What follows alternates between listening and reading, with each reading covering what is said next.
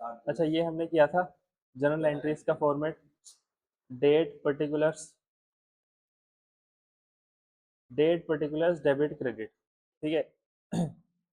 और जब भी कोई चीज़ हमको डेबिट करनी होती है तो हम यहाँ पे लिखते हैं दिस अकाउंट डेबिट, और जब भी कोई क्रेडिट करनी होती है तो उससे पहले लिखते हैं टू दिस अकाउंट। जैसे अगर हमको cash account debit to capital account entry करनी है तो यहाँ पे आएगा cash account debit to capital account, ये जनरल एंट्री हो जाएगी।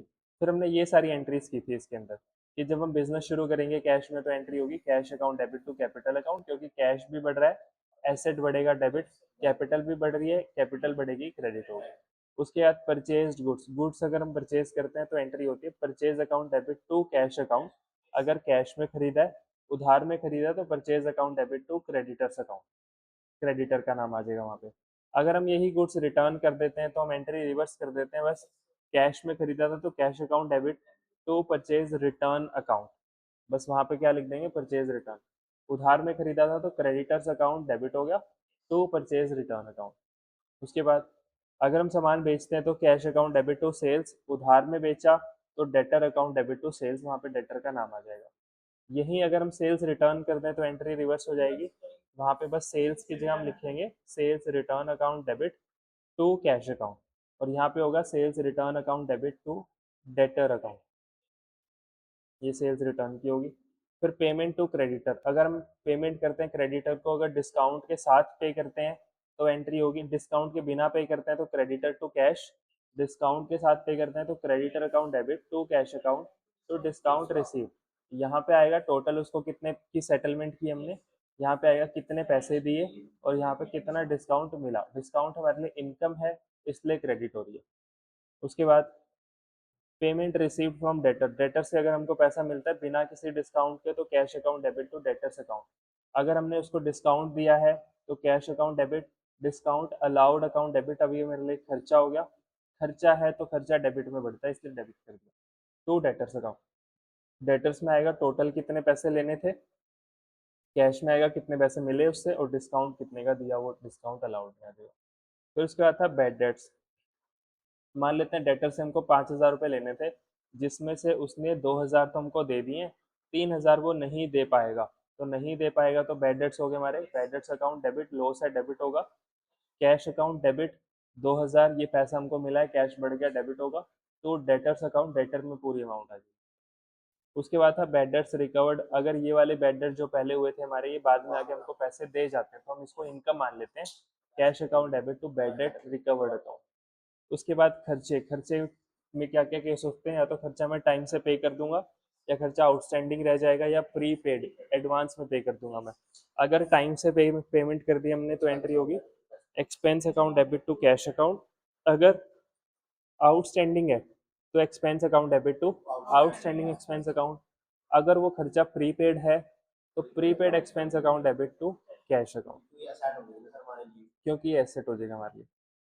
उसके बाद इनकम, अगर हमको कोई इनकम मिलती है तो उसमें भी तीन केस हो सकते हैं, या तो इनकम वो रिसीव हो जाए टाइम से, या फिर वो एक्रूड इनकम हो जाए, मतलब हमने कमा लिए हैं पैसे पर अभी मिले नहीं है, या फिर वो हो जाए इनकम रिसीव्ड इन एडवांस। तो अगर टाइम से रिसीव होगी हमको तो कैश बढ़ गया, कैश अकाउंट डेबिट, इनकम बढ़ गई तो इनकम अकाउंट। अगर कमा लिया है पैसा, अगर कमा लिया तो इनकम क्रेडिट तो होगा, पर पैसे नहीं मिले हैं तो कैश नहीं आएगा, वहां पे आएगा एक्रूड इनकम अकाउंट डेबिट। ये हमारे लिए होता है एसेट, क्योंकि पैसे अभी नहीं मिले हैं, बाद में मिल जाएंगे। उसके बाद अगर एडवांस में इनकम मिल गई हमको तो कैश अकाउंट डेबिट होगा, तो हो जाएगा इनकम रिसीव्ड इन एडवांस, और ये हमारे लिए बन जाएगी एक लाइबिलिटी, क्योंकि इसके अगेंस्ट अब हमको काम करना पड़ेगा। फिर आगे ड्राइंग्स, अगर हम ड्राइंग्स करते हैं तो drawings account debit to cash entry हो जाती है। ध्यान क्या रखना है, अगर इनकम टैक्स पेड है या लाइफ इंश्योरेंस प्रीमियम पेड लिखा हुआ है क्वेश्चन में तो वो पर्सनल एक्सपेंस ही माना जाएगा, वो भी ड्राइंग्स की तरह ट्रीट होगा, यही एंट्री होगी उसकी।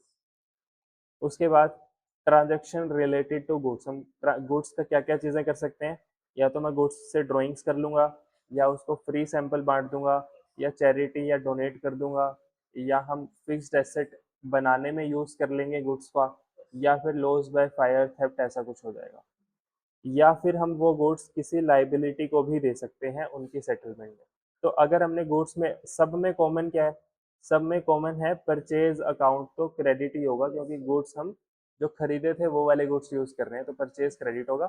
डेबिट क्या होगा, जो काम किया वो डेबिट, ड्राइंग्स की तो ड्राइंग्स डेबिट, फ्री सैंपल तो एडवर्टीजमेंट डेबिट, चैरिटी डोनेशन तो वो डेबिट, फिक्स्ड एसेट बना दिया तो fixed asset debit, loss by fire या लॉस बाय थेफ्ट हुआ तो हमको क्या करना है, इस केस में इंश्योरेंस कंपनी हमको क्लेम देती है।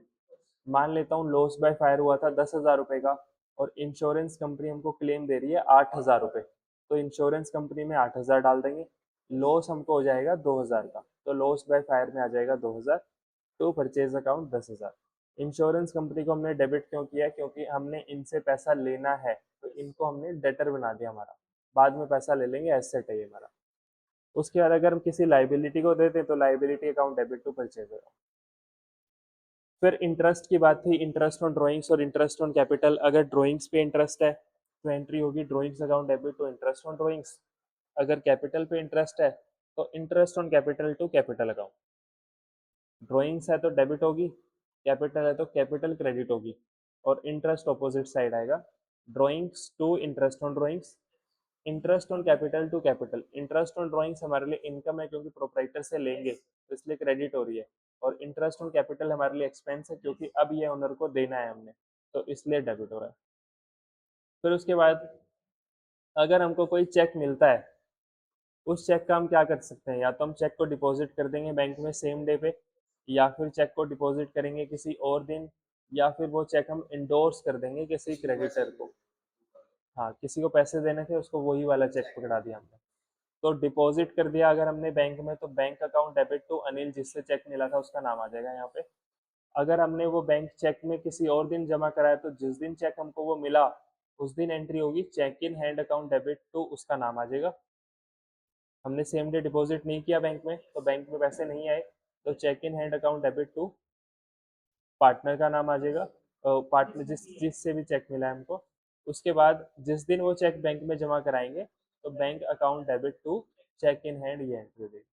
अगर वो चेक हमने किसी और को इंडोर्स कर दिया तो creditor account debit to debtors account, ये एंट्री हो जाएगी। डेटर्स वो हैं जिनसे हमको चेक मिला था और क्रेडिटर वो हैं जिनको हमने वो चेक पकड़ा दिया है, तो क्रेडिटर भी कम हो गए, डेटर्स भी कम हो गए। डेटर एसेट है, क्रेडिट में कम होते हैं, क्रेडिटर लाइबिलिटी है, डेबिट में कम होती है। उसके बाद वो वाला चेक अगर हमने, हमारा डिसऑनर हो गया, तो ऊपर जो हमने एंट्री की थी उसको रिवर्स करना है।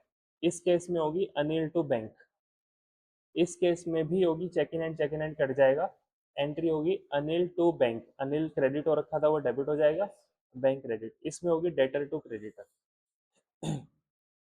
फिर चेक इशूड, अगर हम किसी को चेक इशू करते हैं तो एंट्री होगी creditor account debit to bank account, जिसको भी चेक दिया वो डेबिट, और टू बैंक अकाउंट, बैंक से पैसे कट जाएंगे। फिर लास्ट में हम यहाँ पे आए थे, अगर हम कोई भी खर्चा फिक्स एसेट के ऊपर करते हैं तो हमको ये देखना वो खर्चा कब किया, परचेज के टाइम पे किया है या परचेज के बाद किया है। परचेज के टाइम पे कोई भी खर्चा किया तो क्या करो, उसको उस एसेट के अमाउंट में ही जोड़ दो, उस एसेट की कॉस्ट में ही जोड़ दो। फर्नीचर था 5 लाख का, हमने उसकी असेंबलिंग चार्जेस दिए 1,000 रुपये, ट्रांसपोर्टेशन चार्जेस दिए 500 रुपये, टोटल वो हमको पड़ गया 5,01,500 रुपये का।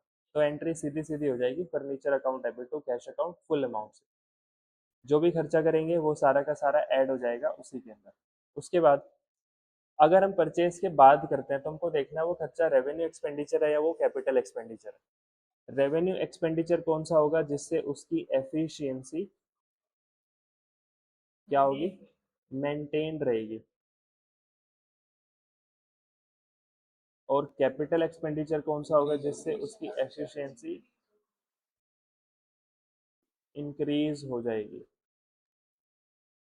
अगर उसकी एफिशिएंसी मेंटेन हो रही है इसका मतलब एसेट की वैल्यू नहीं बढ़ रही है, सिर्फ मेंटेनेंस के लिए वो खर्चा है, तो वो खर्चा एसेट की कॉस्ट में नहीं जुड़ेगा, वो खर्चा होगा हमारा रेवेन्यू एक्सपेंडिचर, वो खर्चा हम एक्सपेंस के नाम से ही एंट्री कर देंगे उसकी।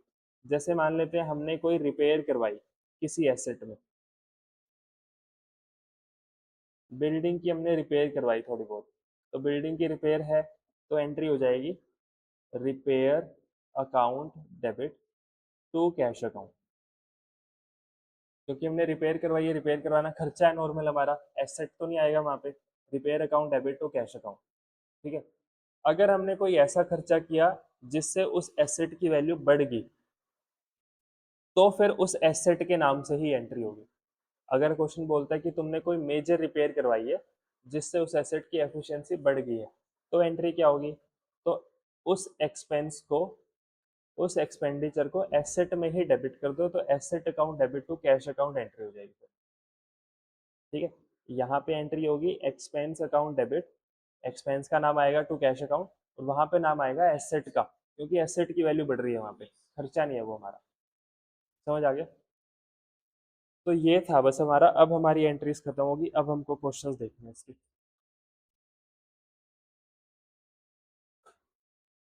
तो इलस्ट्रेशन नंबर है 5, इसमें क्या करना है?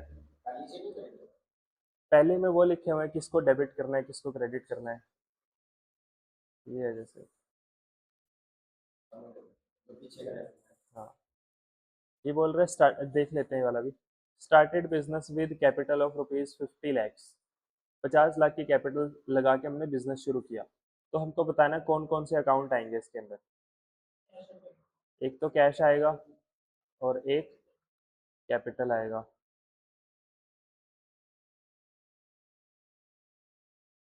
एक तो आएगा कैश,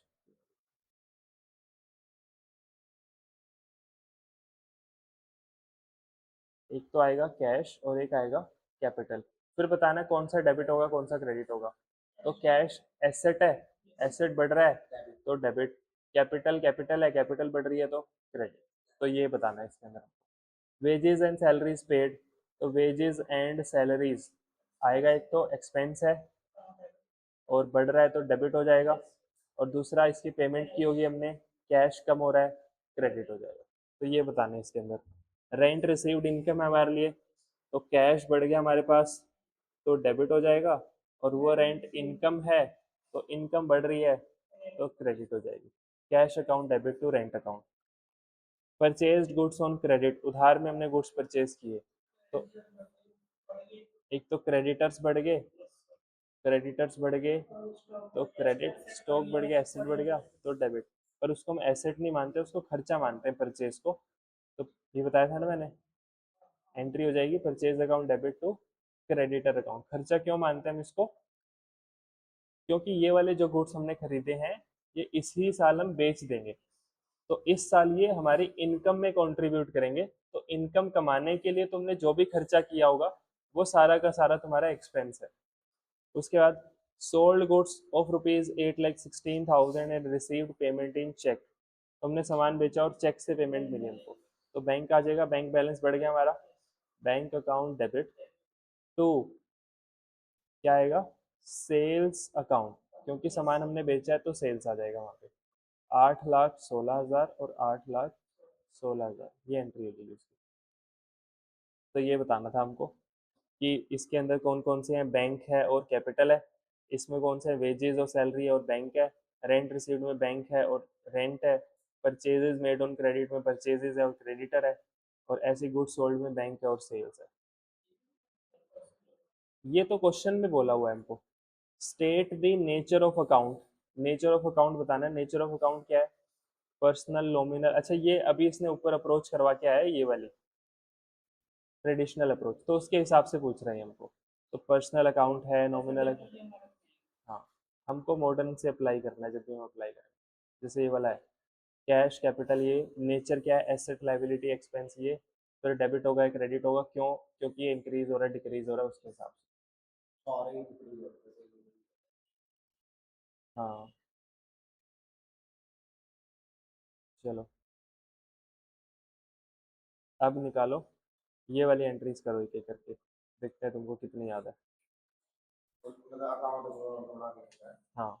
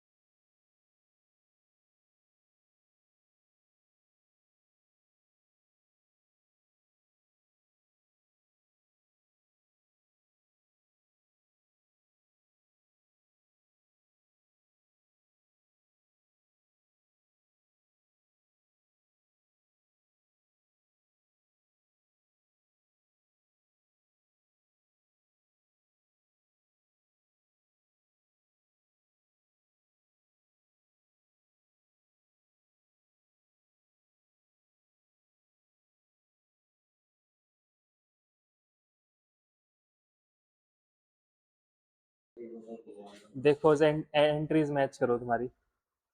सबसे पहले 1 दिसंबर को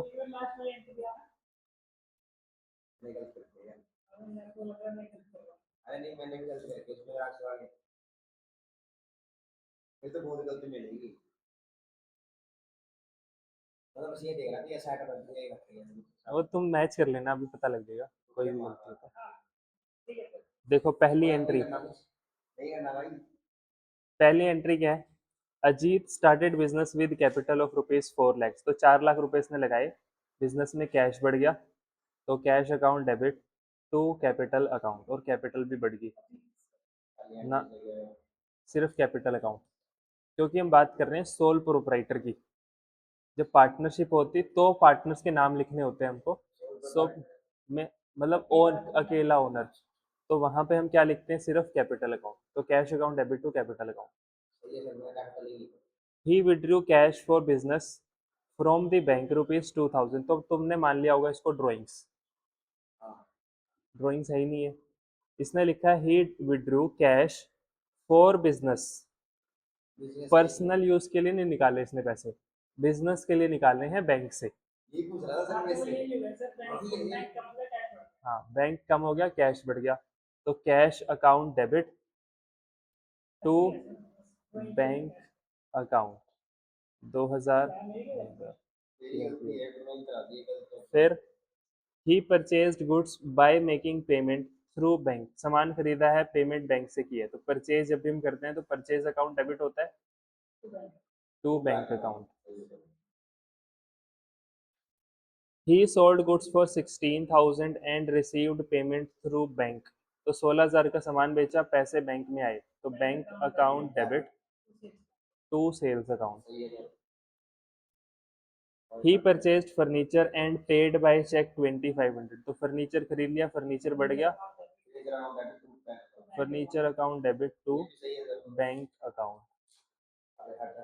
ही सोल्ड गुड्स टू अरविंद, तो अब मैंने तुमको बोला था जब भी हम कोई चीज परचेज करते हैं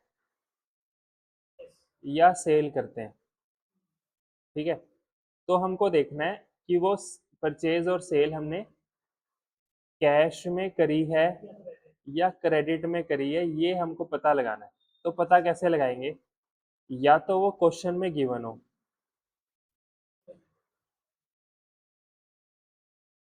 क्वेश्चन में गिवन हो मतलब कि क्वेश्चन में साफ साफ लिखा हो इससे मैंने सामान कैश में खरीदा है या फिर उधार में खरीदा है, ऐसा साफ साफ लिखा हो। अगर क्वेश्चन में गिवन हमको नहीं होगा, क्वेश्चन में नहीं बताया होगा, तो हम देखेंगे क्या हमने जिससे खरीदा है उसका नाम दिया हुआ है या नाम नहीं दिया हुआ। अगर नाम दिया हुआ है तो मान लेना उधार में खरीदा होगा या बेचा होगा, नाम नहीं दिया हुआ तो मान लेना कैश में खरीदा या बेचा होगा। समझ आ गया? तो अब यहाँ पे he sold goods to Arvind, पहली बात तो क्या क्वेश्चन में बताया कैश या क्रेडिट है? नहीं बताया तो हम क्या चेक करेंगे? नाम चेक करेंगे, नाम है तो क्रेडिट, उधार में, तो हमने सामान बेचा अरविंद को उधार में, तो एंट्री होगी अरविंद हमारा बन गया डेटर, तो अरविंद डेबिट हो जाएगा to sales account. He purchase goods from Amrit, same वही बात कि सामान खरीदा नहीं पता तो नाम दिया हुआ है तो टू अमृत, तो परचेज अकाउंट डेबिट हो जाएगा टू अमृत अकाउंट 10,000 रुपये। ये भी कौन सी परचेज थी? क्रेडिट की परचेज थी, उधार की। ही रिटर्न गुड्स टू अमृत, अमृत से जो हमने सामान खरीदा था वो अमृत को रिटर्न कर दिया, तो अमृत तो हो जाएगा debit to purchase return account, to purchase return. He received from Arvind 2300 in full settlement, तो अरविंद को हमने सामान बेचा था 2400 का, उसने 2300 में फुल सेटलमेंट कर दी, इसका मतलब हमने उसको डिस्काउंट दिया, 100 रुपये का डिस्काउंट दिया, तो डिस्काउंट खर्चा है, तो एंट्री होगी कैश अकाउंट डेबिट, कैश आया 2300, डिस्काउंट अलाउड अकाउंट डेबिट जो कि हमने डिस्काउंट दिया 100 का, टू अरविंद अकाउंट, अरविंद में आ जाएगा 2400 रुपये, तो ये एंट्री होगी इसकी। डिस्काउंट करना था ना, जहाँ पे भी तुमको वर्ड फुल सेटलमेंट दिखे ना, वहाँ हमारे कान खड़े हो जाने चाहिए कि फुल सेटलमेंट है, तो इसका मतलब डिस्काउंट की बात हो रही होगी कहीं ना कहीं। उसके बाद ही withdrew goods for personal use, personal use के लिए इसने गुड्स विड्रॉ किए, तो ड्राइंग्स हैं, तो ड्राइंग्स तो डेबिट होंगी, और क्योंकि गुड्स हैं तो परचेज क्रेडिट होगा। अगर कैश होता तो कैश क्रेडिट होता, बैंक से निकाले तो बैंक आ जाता, गुड्स निकाले हैं तो परचेज आएगा। तो परचेज अकाउंट 1000, 1000, 1000, ठीक है।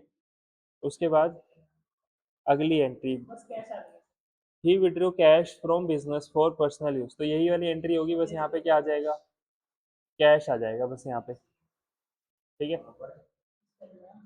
जिससे अगली वाली एंट्री है ही विड्रॉ कैश, तो ड्रॉइंग्स टू कैश, क्यों, इसने क्या निकाला है, इन दोनों में क्या फर्क है, इसमें निकालें गुड्स और यहाँ निकाला है कैश, गुड्स निकाला तो टू परचेज, कैश निकाला है तो टू कैश। उसके बाद ही पेड टेलीफोन चार्जेस 110, तो टेलीफोन चार्जेस हमारे लिए खर्चा है, तो telephone charges account debit to cash account. Amount paid to Amrit in full settlement, फिर से डिस्काउंट आएगा। अमृत से मैंने सामान खरीदा था 10,000 का, 500 का सामान हमने उसको वापस कर दिया था, तो अमृत को देने थे हमने 9500 रुपये, हमने दे दिए 9,450, तो हमने, उसने हमको डिस्काउंट दिया है 50 रुपये का, उसने हमको डिस्काउंट दिया 50 रुपये का, तो एंट्री होगी, पेमेंट की हमने, तो अमृत तो डेबिट होगा, अमृत अकाउंट डेबिट, ये आएगा 9500 टू कैश अकाउंट, कैश में हमने कैश दिया है 9450 का, तो डिस्काउंट रिसीव्ड अकाउंट 50 रुपये, तो ये एंट्री होगी इसकी। तो यहाँ पे भी क्या लिखा हुआ था, फुल सेटलमेंट, तो इसका मतलब डिस्काउंट की बात हो रही होगी वहाँ पे। फिर paid for stationery rent salary to staff 2000 from the bank, तो ये वाली एंट्री ना हम इकट्ठी कर सकते हैं तीनों की, अलग अलग करने की बजाय, तो हम एंट्री क्या करेंगे, stationery debit, rent account debit, salary account debit to bank account. Salary लिखना है यहाँ पे हमको, खर्चे का नाम क्या है, हाँ, 5,000, तो कितना हो गया, 7,200 रुपये, ये एंट्री हो जाएगी बस इसकी। कोई नहीं,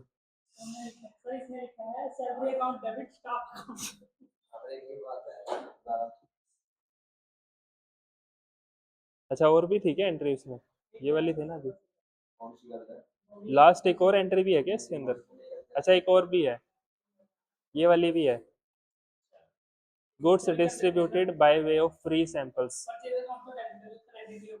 हाँ, हम्म, तो एंट्री होगी advertisement account debit to purchase account, ये फ्री सैंपल आए नहीं, हमने बांटे हैं, जब हम फ्री सैंपल देते हैं, गुड्स को एज फ्री सैंपल दे देंगे, तो गुड्स तो चले गए, तो परचेज तो क्रेडिट होगा हमारे पास, गुड जब खरीदे थे तो परचेज डेबिट किया था, गुड जब जा रहे हैं तो परचेज क्रेडिट कर रहे हैं, और फ्री सैंपल थे तो हम खर्चा मान रहे हैं इसको, एडवर्टीजमेंट के नाम से डेबिट कर रहे हैं इसको, तो ये होगी हमारी जनरल एंट्रीज। ये एंट्री वाला ऊपर सारा कौन सा, ये वो आपने जो नोट्स बनाए हैं, वो तो भेजा हुआ है ना, ये वाले भेज रखे हैं, और क्या, जनरल एंट्रीज तो भेजी हुई है मैंने सारी शायद, ये हो गया, और क्या है अब इसके अंदर, ये बताना है कि कौन सा क्या चीज़ है, ये तुम होमवर्क में करना, इसमें बताना है नेचर ऑफ अकाउंट दोनों अप्रोच के हिसाब से, ट्रेडिशनल के हिसाब से भी बताना है, और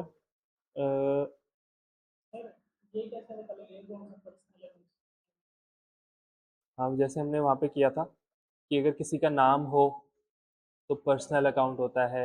एसेट की बात हो रही है तो रियल अकाउंट होता है। खर्चा है या इनकम है तो वो नॉमिनल अकाउंट होता है। बिल्डिंग जैसे एसेट है तो एसेट आएगा और यहाँ पे रियल। ठीक है। ऐसे ही परचेजेस हैं, परचेजेस खर्चा है हमारा तो नॉमिनल हो गया, और एक्सपेंस है, ऐसे पता लगा। उसके बाद सेम यही वो है, एसएसआई जैसा भी हमने किया। जनरल एंट्रीज करनी है हमको। नहीं भेजिए, कोई नहीं भेज देता हूँ। आपने बस वो भेजा था, हमने वो नहीं बनाया, नॉमिनल अकाउंट वगैरह बनाए थे। अब इसके अंदर हमारा रह गया बस ये, इस चैप्टर में जीएसटी। जीएसटी हम कल कर लेंगे। ना ना, अब तक कहाँ पे, 11वीं में था जीएसटी, किया था तुमने? हाँ, आसान है, मुश्किल कुछ नहीं है, बस थोड़ा सा नया सा लगेगा तुमको, हो सकता है।